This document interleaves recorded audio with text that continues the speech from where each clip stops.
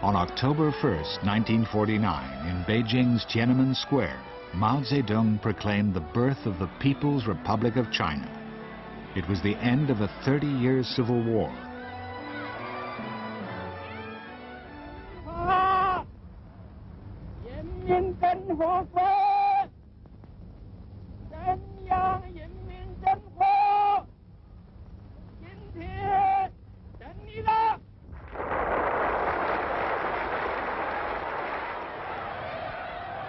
On that day, we were asked to go to Tiananmen Square.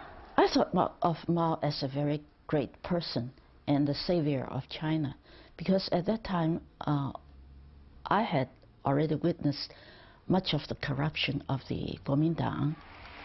I admired him very much, and so did my fellow students.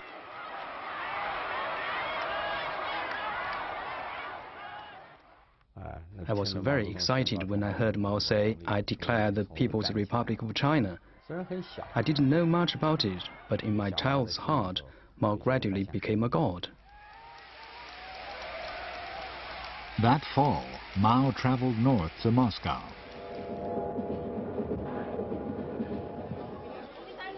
It was his first ever trip abroad, and he was uncertain what to expect. But he was impatient to drag China into the 20th century and hoped his most important ally, the Soviet Union, would help. The Soviet leader, Joseph Stalin, however, kept him hanging around for weeks, and when the two men met, they didn't get on. Stalin had little interest in China, and Mao was angered by the high-handed way Stalin treated him.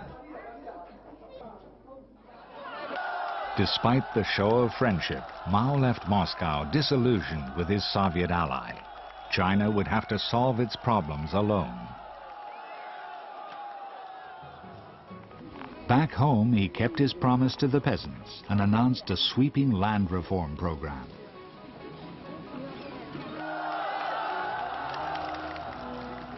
Large estates were seized from feudal landowners and divided up among the people who worked them.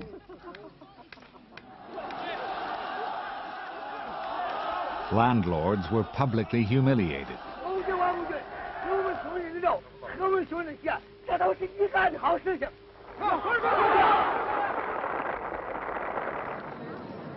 But in the cities, there was less popular support for the communists, and many people resented the rigid imposition of party rule. There was enormous resentment at the tough way in which the party treated anyone who wasn't a party member, the way in which they ran the country, particularly among the intellectuals, who had traditionally felt that they were part of the ruling elite and were now being bossed around, often by party officials who had a primary school education at best. Mao sensed the disquiet, and in 1956 he launched China's first ever experiment in democracy, an open invitation to the country's intellectuals to express their views. It was, he said, time to let 100 flowers bloom, 100 schools of thought contend. He expected at the worst mild criticism. Mao launched 100 flowers in the belief that he would give the intellectuals, students even, a safety valve to express their criticism, and therefore they would be quite happy and satisfied. And he frankly felt that we've done not too badly the last several years, so why should there be any really strong criticism? But he had misjudged the mood. Huge posters appeared strongly criticizing the Communist Party. Mao was shaken by the severity of the criticism. Mao felt very nervous and threatened. As more and more posters appeared, he became increasingly uneasy. One of my friends, who was his secretary, told me Mao even became sick with the worry. It was the last time Mao ever consulted the Chinese people. Soon afterwards, he ruthlessly crushed those who had dared to speak up.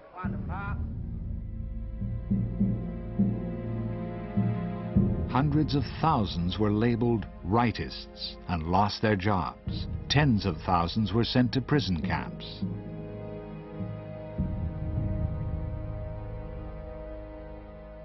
One of them was a journalist called Liu Binyan, who'd suggested that the Communist Party should be more accountable. He found it hard to believe what was happening to him. I pleaded guilty because I didn't think Mao could be wrong. I thought I must be the one who had done something wrong. For 2 months, my newspaper ran articles denouncing me. I thought I was finished, and I was sent to labor in the country. Over 1 million families were affected by the so-called anti-rightist purge. Liu Binyan's wife didn't see her husband for years. When Liu Binyan was labeled as a rightist, I was completely shocked, and I was like torn apart into two persons. I thought Mao couldn't be wrong, so I must be wrong. So I tried very hard to conform to this idea that Liu Binyan was a rightist. For many people, this was the moment Mao lost touch with reality and turned from a popular leader into a murderous and paranoid dictator. It was ridiculous. These rightists were not really rightist at all. A friend of mine was at a meeting. He didn't say anything, but he touched his head. So he became a rightist. Why? They told him, by touching your head, you are indicating that if you were to speak up, your head would be chopped off. So you are a rightist.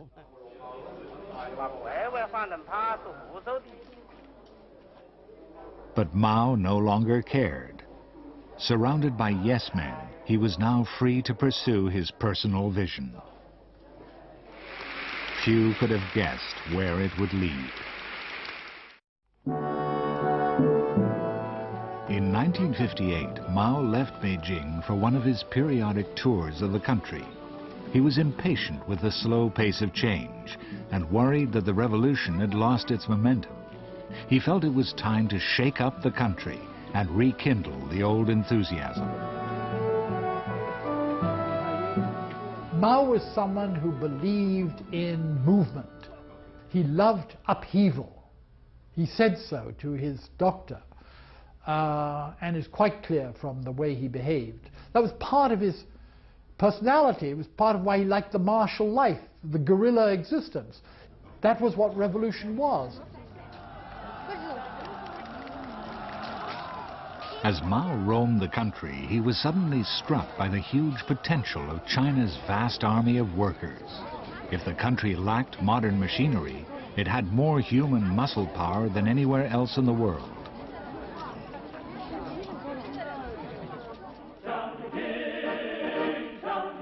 That summer, he set about galvanizing it into action.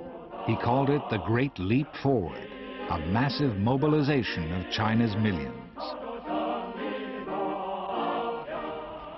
To be fair to Mao, a lot of economists in the 1950s and 60s said that bootstrap development was the way to go, getting the peasants to build local industry. What was wrong was that he went overboard in what could be done. He heard Khrushchev saying he was going to overtake America in 15 years, so he said, well, we'll overtake someone. We'll overtake Britain in 15 years. Madness. The effects were felt almost immediately. In the countryside, there was a huge reorganization of farming. In less than 12 months, 900 million peasants, almost 4 times the population of the United States, were pushed and cajoled into enormous collective farms. Grain production was expected to quadruple. But Mao had even bigger plans. The country needed to produce more steel. Why shouldn't China's millions help the country to jump decades and industrialize overnight? A decree went out. the country turned into a nation of steelmakers. That year, the night sky glowed orange as millions of tiny blast furnaces were built in every village and workplace. Many people had nothing to put in them. We went to the homes of our colleagues to collect scrap metal. And later, we couldn't find any scrap metal. And we took the heater and just cracked them into scrap metal. It's really something, it's just unimaginably crazy. But we did all that. The Great Leap Forward turned into the greatest mobilization of human beings the world has ever seen.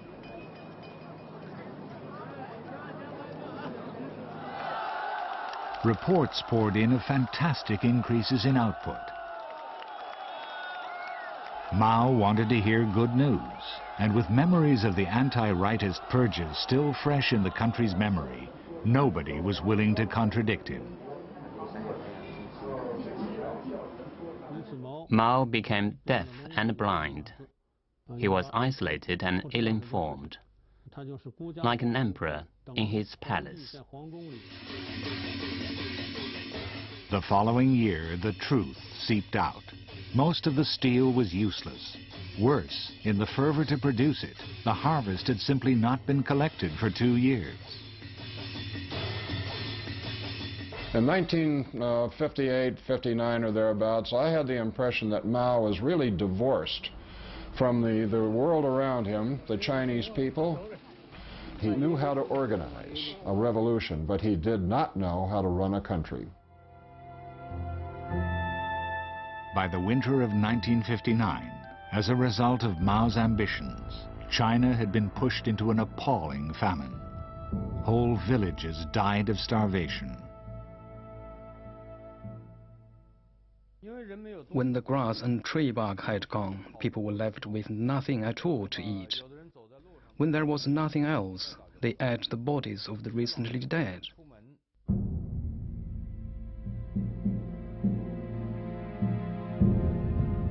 I'll tell you a true story. A husband said to his wife, "If we all try to survive, none of us will make it. I'm going to give you my food, and when I die, I want you to eat my body and raise our child."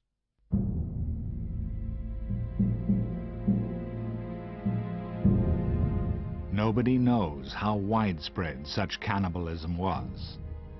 But recent estimates suggest around 40 million people died of hunger between 1959 and 1961.